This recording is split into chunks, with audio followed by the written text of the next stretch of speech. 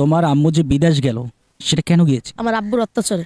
আমার আব্বু আমার আম্মুকে একবার জানলার সাথে শিকল দিয়ে বাঁধতে তারপর রড দিয়ে মারছে। আমি দেখছি ছোটবেলা, কিন্তু এখনো মনে আছে, ওগুলি ভুলার মতন ইতিহাস না। আমি বড় হওয়ার পর যা মার খাইছি ওই মায়ের জীবনে ভুলার মতন না। মারতো এমন ভাবে মারতো যে একদিনের লিগা পুরা 7 দিনের মতন হাসপাতাল লিগা শুয়ে থাকতে হইতো। বাবার কাছে কি জানতে চেয়েছিলা যে তোমার আম্মু কেন চলে গেছে? বাবার কাছে আর কি জানবো, ছোটবেলা থেকে যা দেখছি তা মনে করলে বোঝা যায় যে বাবার কাছ থেকে কেন আম্মু চলে গেছে। আমার আব্বু প্রতিনিয়ত আমার আম্মুকে নির্যাতন করতো, তাই আমার আম্মু চলে গেছে। তোমার আম্মু যখনকার চলে গেল তখনকার তোমার বয়স কত? যখন আমার আম্মু চলে গেছে তখন হবে 5 বছর, আর আমার ছোট ভাই 4 বছর।